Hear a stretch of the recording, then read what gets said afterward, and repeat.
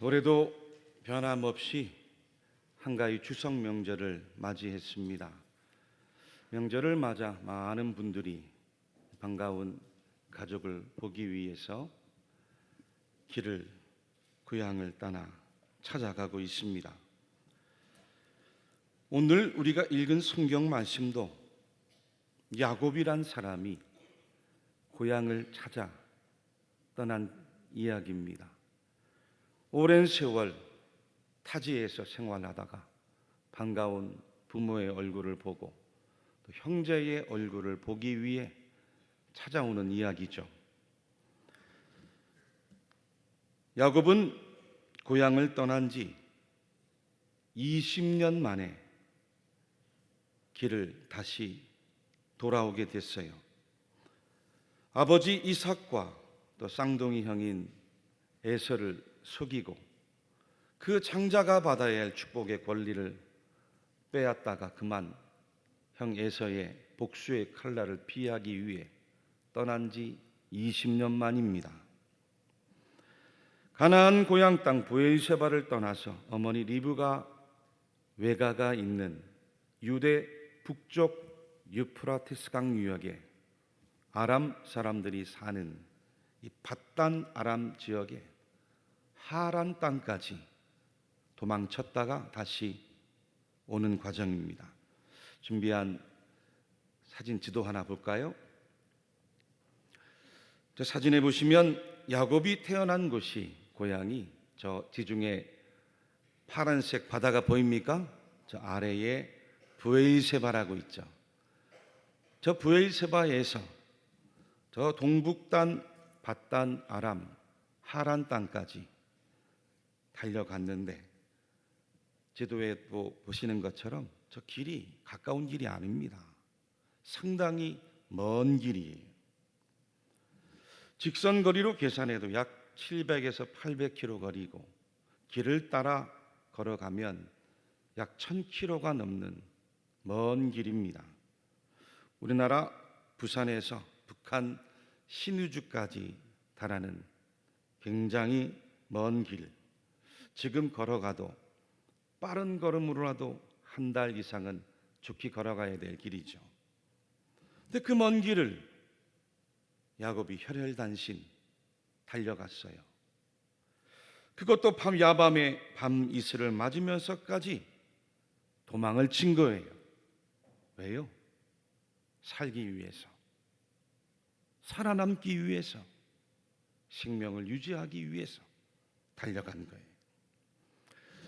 저 지도에 보시면 밧단 아람까지도 멀지만 사실 저 브에르세바에서 그 위에 있는 베델과 세김이라는 곳도 보일 텐데 저 베델까지 거리도 약 80km 정도 거리입니다. 그러니까 브에르세바에서 베델까지 거는 거리도 쉬운 길이 아니죠. 물론 지금이야 80km 도로도 잘 닦여 있고 교통도 좋고 군데군데마다 파출소가 치안이 있어서 어렵지 않겠지만 우리 성경에 기록된 이 시대가 고대입니다. 그러니까 살던 부락을 떠나서 다른 곳으로 이동한다는 것은 생명을 내놓을 만큼 아주 위험한 일이 주변에 다른 사람들이 해야 할 수도 있고 도적대가 또 맹수들이 언제 어떻게 생명을 해야 할지 아무도 몰라요. 야곱이 얼마나 긴장하고 염려가 됐으면 저 베델 땅에 이르러 돌로 베개를 하고 잠을 자는데 깊은 잠 속에서 꿈을 꿉니다. 꿈속에 사닥다리가 놓여 있는데 땅에서부터 하늘에까지 닿아 있는 사닥다리였어요. 그 사닥다리를 천사들이 오르락 내리락 하는데 저 사닥다리 위 하늘에서 하나님의 음성이 들리는 거예요. 야곱아, 내가 너와 함께 할 것이다. 내가 어디로 가든지 너를 지켜줄 것이다.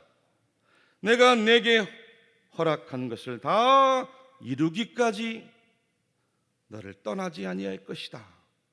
다시 너와 함께 너를 이끌어 내가 태어난 곳 고향 땅으로 돌아오게 할 것이다. 얼마나 놀라운 이야기예요. 이 얼마나 놀라운 약속입니까? 두려운 마음, 떨리는 마음 아무도 없이 혼자 길을 나서는데, 야곱아, 걱정하지 말아라. 두려워하지 말아라. 내가 너와 함께 할 것이다. 너를 떠나지 않을 것이다. 내가 내게 약속한 것을 이루기까지 너를 지킬 것이다. 내가 다시 태어난 고향으로 돌아올 때까지 너와 함께 할 것이다. 네, 여러분, 이때 야곱의 나이가 얼마나 됐을까요? 20, 30대 젊은이가 아닙니다. 40, 50대 중년도 아니에요. 나이가 70에 이른 노년이었습니다. 별로 놀라지도 않으시는데, 그 70세 이른 노년의 나이에 그 험한 길을 홀로 달려가고 있는 거예요. 이 말씀을 대하고 묵상하는데, 그렇구나, 사람은 인생을 끝까지 살아봐야 합니다. 여러분, 우리는 누구나 하나님 앞에서 끝까지 살아보지 않고는 나의 인생 알 수가 없어요. 남의 인생도 알 수가 없어요. 젊다고 해서 미래가 있는 게 아닙니다. 나이가 늙고 들었다고 해서 희망이 없는 것도 아니에요. 우리는 하나님 앞에 지금 서 있고, 하나님의 말씀이 나에게 와 있고, 하나님의 약속이 들려졌으면 아무리 나이가 어려도, 아무리 나이가 많아도 소망이 있어요. 미래가 있는 거예요. 하나님이 하시는 일이 있는 거예요. 비전이 있습니다. 그 노년의 외가가 있는 밧단 아람으로 간 야곱이 20년 동안 얼마나 열심히 일했습니까? 꿈속에서 들었던 그 하나님의 음성이 있었기 때문에 열심히 일했어요. 갖은 고생을 마다하지 않았습니다. 외삼촌 라반 밑에서 양떼와 소떼를 치면서 온갖 굳은 일을 마다하지 않았어요. 왜요? 약속이 있었기 때문에, 하나님이 나와 함께 하신다는 말씀이 있었기 때문이에요. 바로 그 결과가 오늘 우리가 읽은 본문의 야곱의 고백이에요. 야곱이 지금은 서 있는 자리였어요. 다시 한번 창세기 33장 10절로 12절 말씀을 함께 읽어보겠습니다. 시작. 야곱이 이르되 그렇지 아니하니이다. 내가 형님의 눈앞에서 청하건대 내 손에서 이 예물을 받으소서. 내가 형님의 얼굴을 배운즉 하나님의 얼굴을 본 것 같사오며 형님도 나를 기뻐하심이니이다. 하나님이 내게 은혜를 베푸셨고 내 소유도 족하니 청하건대 내가 형님께 드리는 예물을 받으소서 하고 그에게 강건함에 받으니라. 예서가 이르되 우리가 떠나자. 내가 너와 동행하리라. 아멘. 미국의 프린스턴 신학대학원에서 기독교 교육학과 교수로 재임하셨던 제임스 로더라는 목사님이 계세요. 이분이 쓰신 책 가운데 신학적 관점에서 본 인간 발달, 영의 논리라는 책이 있습니다. 아주 꽤 두꺼운 책인데 기독교 교육학을 전공하는 분들에게는 아주 필독서입니다. 아주 굉장한 책인데, 로더 목사님은 이 책에서 사람의 영이 회심하고 삶의 변화와 변형이 일어나는 순간을 영적인 발달 논리를 가지고 설명을 했어요. 신학과 심리학에 접목을 하고 또 해석을 해서 영적인 발달 논리로 통찰해 준 거예요. 즉 사람은 일생을 살아가면서 몸이 성장하듯이 생각도 성장하고 마음도 성장해 가는데, 인간의 영도 예수님을 만나고 그 다음부터 성령의 이끌림에 따라서 성장해 간다는 거예요. 발달해 간다는 거예요. 할렐루야. 그러니까 여러분의 영이 성숙해 간다는 거예요. 어렸을 때의 영이 있고 성년이 되었을 때의 영이 있는 거예요. 영도 성숙을 하는 거예요. 믿습니까? 그러면서 자신이 상담했던 한 여성의 이야기를 예를 들어 설명했어요. 헬렌이란 이름을 가진 한 여성이었는데, 이 여성이 어렸을 때 아버지의 불륜으로 큰 상처를 받았어요. 가정이 불우했습니다. 결국에는 부모가 이혼을 하고 많은 상처를 안고 살아가는 여성이었어요. 자살을 시도하다가 극적으로 성경을 읽고 말씀 속에 예수님을 만나요. 하나님의 사랑, 그 위로를 경험합니다. 그리고 그 영이 살아나고 깨어나는 순간을 맞이한 거예요.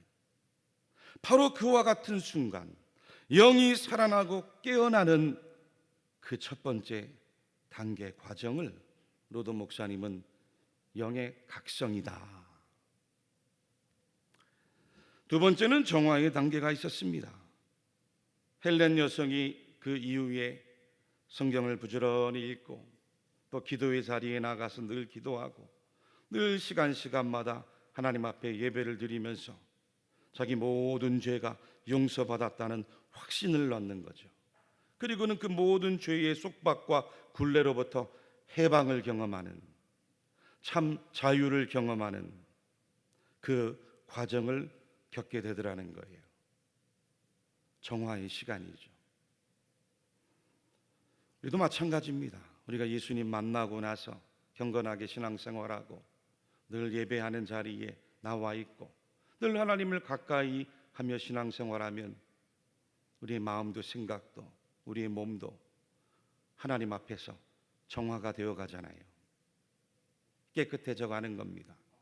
여러분들의 생활이 깨끗해져 가는 거예요. 여러분의 마음도 깨끗해져 가는 거예요. 세 번째는 조명의 시간이었습니다. 우리 영이 성령의 밝은 빛 아래 인도를 받아가면은 하나님이 여러분들과 함께 하십니다. 아멘. 하나님이 함께 하시면서 여러분들의 과거와 현재와 미래의 모든 상처들이 통합을 이루어요. 치료가 일어나는 거예요.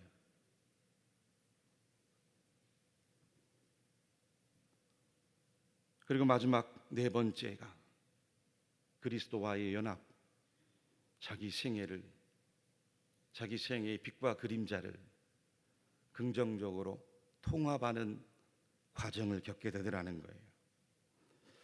성도들이 하나님의 뜻과 일치를 이루어서 예수님과 하나가 되는 그 말씀에 순종하는, 자기의 과거의 상처를 치료받고 긍정적으로 해석해서 남을 돕는 건강한 사람으로, 건강한 영으로 성장하고 성숙을 하더라는 거예요. 헬렌이 결국 과거 자기 아버지를 용서해 주었습니다. 주님과 연합을 이룬 사람도 그와 같아요. 타인을 용서하죠.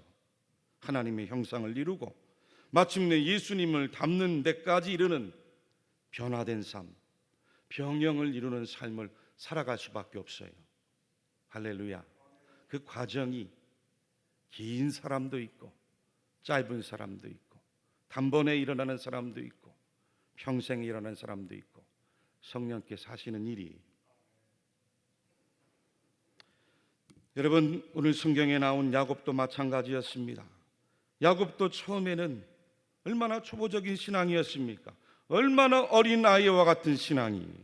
비록 어머니 리브가의 태에서 형의 발 뒤꿈치를 잡고 나올 때에 큰 자가 어린 자를 섬기리라 라고 하는 예언은 받았지만 그 야곱이 욕심만 많았어요. 장꾀만 많았어요. 그 이름의 뜻이 속이는 자입니다. 그렇게 평생을 형을 속이고 아버지를 속이고 아버지와 어머니 이삭과 리브가에게로부터 전해들은 하나님, 전해들은 하나님, 구전으로만 전해들은 하나님, 그 신앙 안에 머물고 살아왔던 거예요. 삼촌 라반의 집에 가서도 마찬가지입니다. 열심히 일했지만 늘 장깨를 피고 삼촌의 양떼 소떼 재산을 자기 재산으로 불려가면서 아내도 자녀도 소유도 늘어갔어요. 성공했어요. 그런데 더 이상 그 야곱의 욕심과 장깨가 통하지 않는 인생의 길목을 맞이할 수밖에 없었습니다. 오늘 우리가 읽은 본문 앞장인 32장에 보니까 야곱이 20년 만에 그 나이 90세가 되어서 이제 고향으로 돌아가야 됩니다.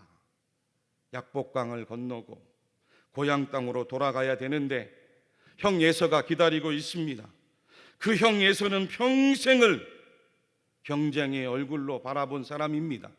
평생을 원망의 얼굴로 바라본 사람이에요. 평생을 속이면서 거짓으로 바라봤던 사람이고 두려움으로 바라봤던 얼굴이었어요. 그 형을 만나야 되는데 도저히 만날 수 없는 겁니다. 만날 수도 없고 그 형을 이길 수도 없어요. 형 에서가 동생이 온다는 소식을 듣고는 400명의 군사들을 준비해 야곱을 죽이려고 기다리고 있다는 거예요. 그러니 여러분, 야곱의 마음이 얼마나 두렵고 떨렸을까요?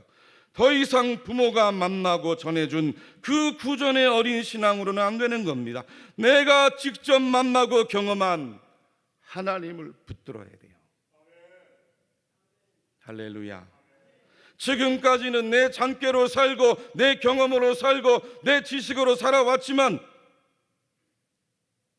내 몸 하나만 책임지면 됐지만 지금은 아니에요.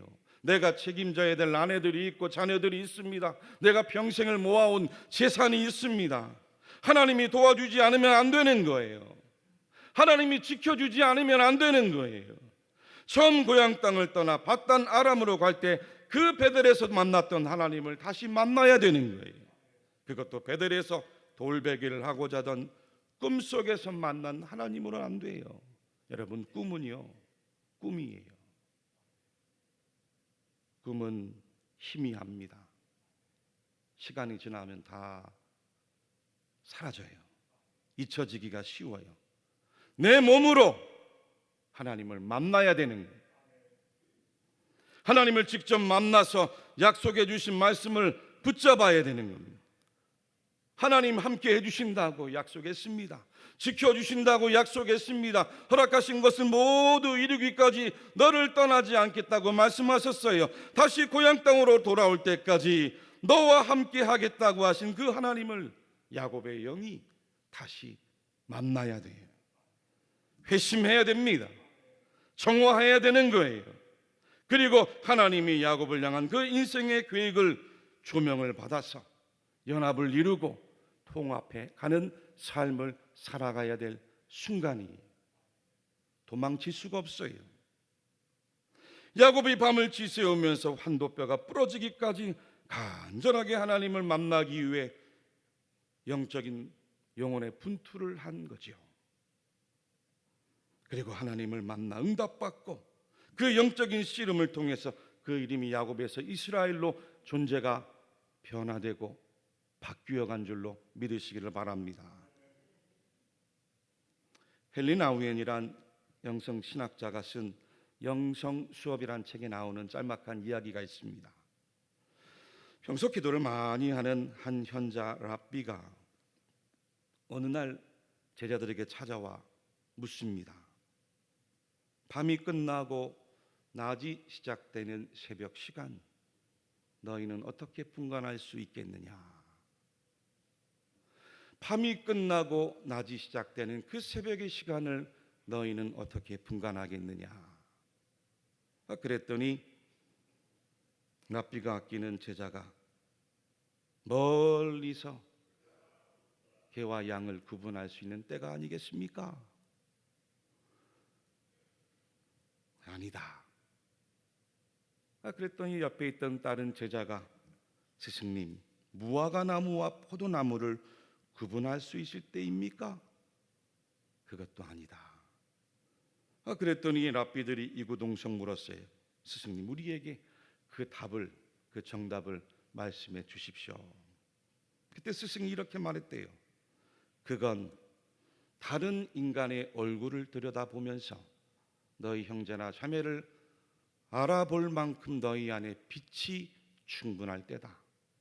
그때까지는 밤이고 아직 우리에게 어둠이 있는 것이다. 랍비의 신령한 물음을 제자들은 문자적으로만 이해한 거죠. 사랑하는 교회 여러분, 우리는 지금 야곱의 영이 약복강가의 저녁을 지나고 분이엘의 아침을 맞이한 것을 어떻게 분간할 수 있을까요? 야곱의 이름이 바뀌었기 때문입니까? 야곱이 밤새면서 씨름하고 환도뼈가 부러지고 다리를 절었기 때문입니까? 천사들과 씨름하며 야곱이 이겼기 때문이에요? 아닙니다. 오늘 우리가 읽은 성경에 그 야곱의 눈에도 형 에서가 하나님의 얼굴로 보였기 때문인 거예요. 할렐루야. 다시 한번 창세기 33장 10절 말씀을 함께 읽어보겠습니다. 시작. 야곱이 이르되 그렇지 아니하니이다. 내가 형님의 눈앞에서 은혜를 입었사오면 청하건대 내 손에서 이 예물을 받으소서. 내가 형님의 얼굴을 배운즉 하나님의 얼굴을 본 것 같사오며 형님도 나를 기뻐하심이니이다. 아멘. 경쟁의 대상이었던 형의 얼굴이었어요. 시기의 대상이었던 형의 얼굴이었습니다.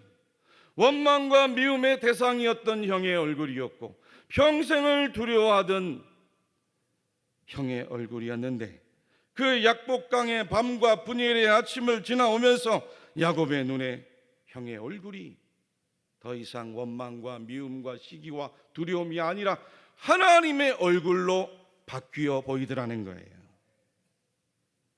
하나님의 은혜로 바뀌어 보이더라는 거예요. 얼마나 놀라운 이야기, 얼마나 놀라운 이야기입니까?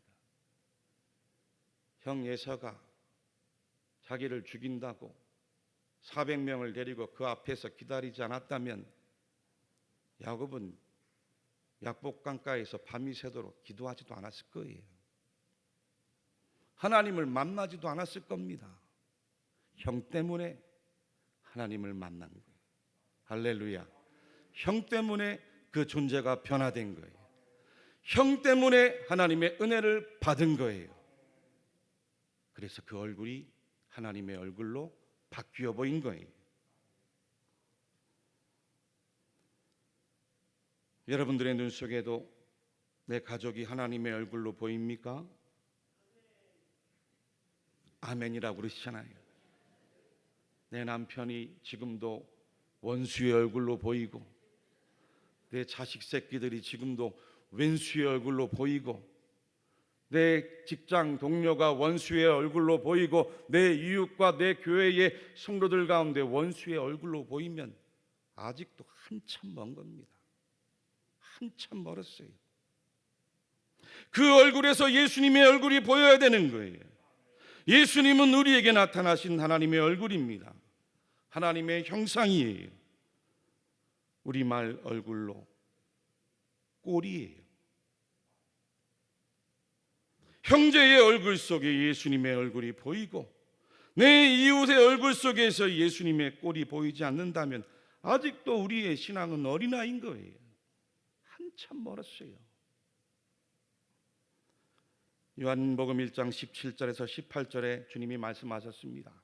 율법은 모세로 말미암아 주어진 것이요 은혜와 진리는 예수 그리스도로 말미암아 온 것이라.